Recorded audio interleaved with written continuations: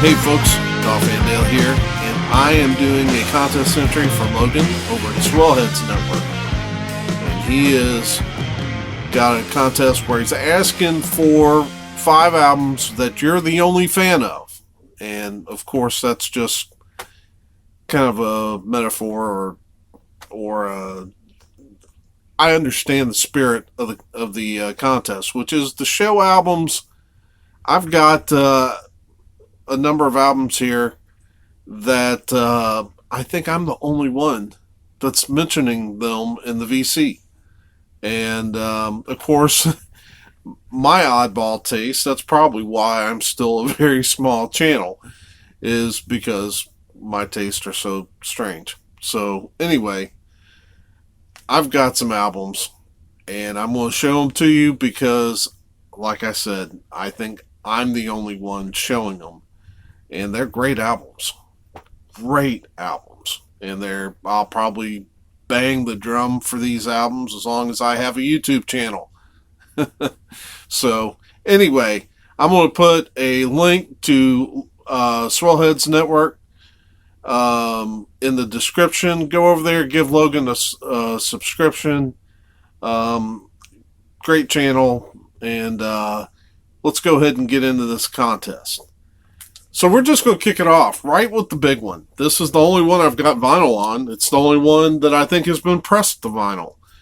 And it was only pressed to vinyl in Europe. So I had to, it cost me a few bucks, but I got a copy. We all know my favorite artist of all time is Russ Taff. Russ Taff being a 3-time gospel music inductee, Hall of Fame inductee. Wow, he's won like a half dozen Grammy Awards, won like 18 Dove Awards, which is kind of the Christian equivalent of the Grammy. I believe he won a Grammy. He may have won a Grammy for this. I can't remember. I should have looked that up. Anyway, this album started as just a project he was doing in his own basement. But I think that this turned out to be the greatest album ever recorded. It's mainly old spirituals, and he's rocked them up where they needed to be. And he's, whatever the song called for, he gave it the perfect treatment. His vocals were perfect. James Hollihan's guitars were perfect. There's not a flaw on this album. But Russ grew up, the son of a Pentecostal preacher. He was only allowed to bring in either Southern gospel or black gospel music into the house. So that's what this is. And he made this album for his mother. That's why it started out as a project in the basement until a label exec heard it and said, you're over halfway to a new album. And I'm so glad, because I really do think this is the greatest album of all time. And I'll put a link in the description. And it'll be a link to the last cut on here, Ain't No Grave, which listen to that and tell me that I don't at least have cause to make an argument for this being the greatest album of all time. So that's Russ Taff. Under Their Influence came out in 91, I believe. No, 1990. It's kind of hard to find. Like I said, it was only pressed to vinyl in Europe. And I think you probably have an easier time finding it on CD than vinyl, but there are copies to be had out there. So that's my first album, Russ Taff, Under Their Influence. The second album is a jazz funk album, and I'm not sure who. I think maybe my buddy Dave might be the one I need to thank for introducing me to this band. But it's a band called Spaceways Inc. and this is called Version Soul. And it's kind of a fusion of avant-garde jazz and funk. So I've got another album by this group that is kind of the music of Sun Ra and Funkadelic, to tell you where their influences are. It's led by the kind of the avant-garde saxophonist Ken Vandermark. But it's a trio. The other two members are Hamid Drake and Nate McBride. And I want to pull that out so you can see it clearly. Spaceways Inc. Version Soul. There's the track listing on the back. If you can see that with my ring light not messing it up too bad. But this, as far as I know, has not been pressed to vinyl. If it had been pressed to vinyl, I'd been all over it. And I can't even see a good date on it right away. But yes, this is it was recorded in 2001. But Spaceways Inc. Version Soul. That's my second album. Let's go back to rock. Fairly hard rock, too. Surprisingly. Let's talk about Whiteheart. Freedom. Love this album. In the 80s, there are probably 4 major Christian rock bands. Some other bands up there with them as well, but I mean, it was hard to get past Petra, Whiteheart, Mylan, and Broken Heart, and DeGarmo Key. And I'm not going to say that Whiteheart was always my favorite, but this combination on this album, they had really hit their peak. And so you had, this is almost kind of like a cinematic album as far as rock albums go. And what I mean by that, I don't know, maybe some people might not like it as much if feeling it's a little too polished, but it's one of my favorite movies is The Blues Brothers. And one of the reasons I like it is because it looks like every detail, every sound, every movement, every detail was, attention was paid to it. And the same with this, it seems like every sound on here, attention was paid to it. And this group of 6 men, man, they were at the top of their form. Tommy Sims would leave after this album and go play for Bruce Springsteen. He and Gordon Kennedy left too. They would write with, I think, Wayne Kirkpatrick. I'm not 100% sure. But they would write the smash hit for Eric Clapton, Change the World, for the Phenomenon soundtrack. The rest of the band would hang on, and they'd put together another great band that would come back with another killer album called Independence Day. But this particular album I just think is absolutely perfect. And it's a 1989 release on Sparrow. It has been pressed to vinyl.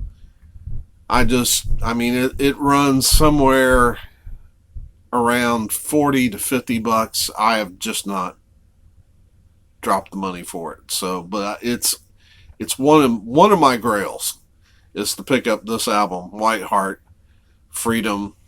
I'd love to see this thing get a 180 gram reissue. I think that would be one of the best reissues that we could ask for.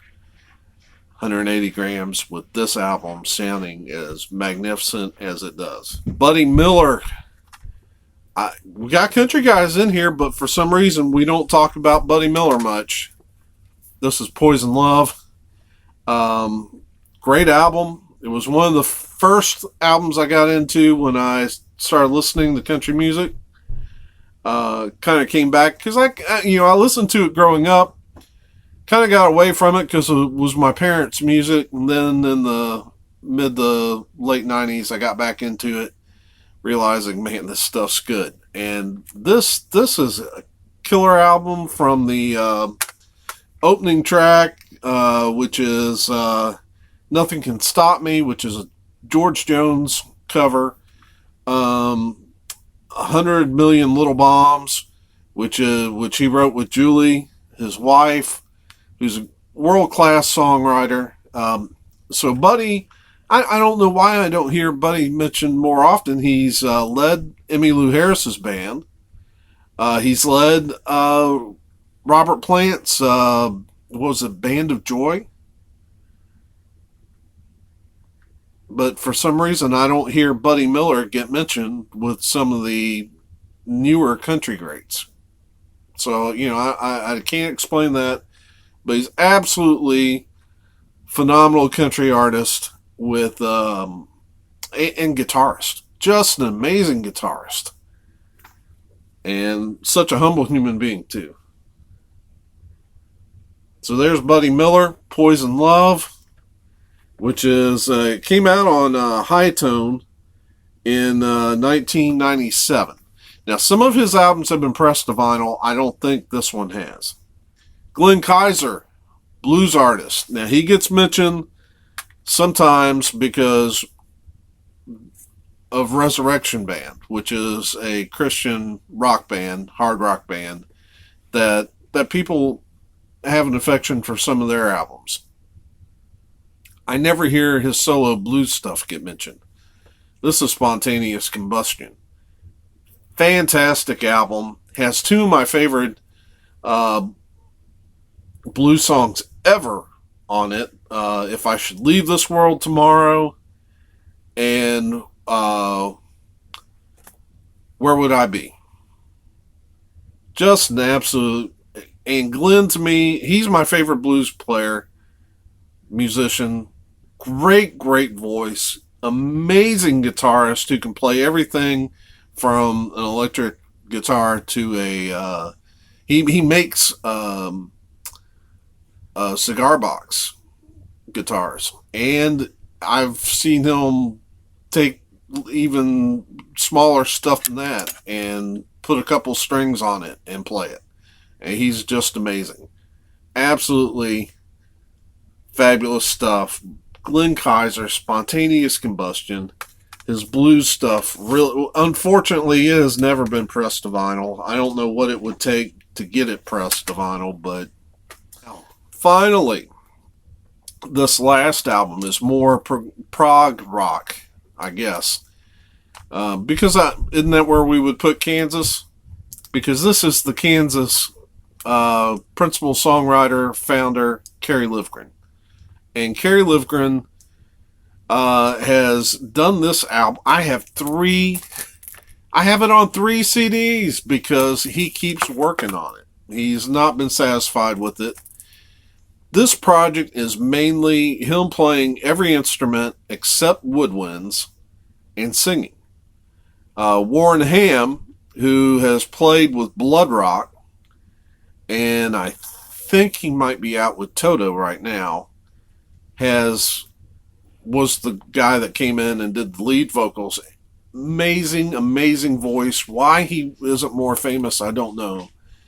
And then, of course, he also adds some incredible woodwinds, saxophone, flute.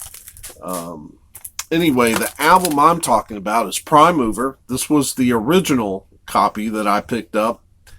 Came out on Sparrow Records in 1988. Just some great songs on here. I think my favorite song is I'll Follow You.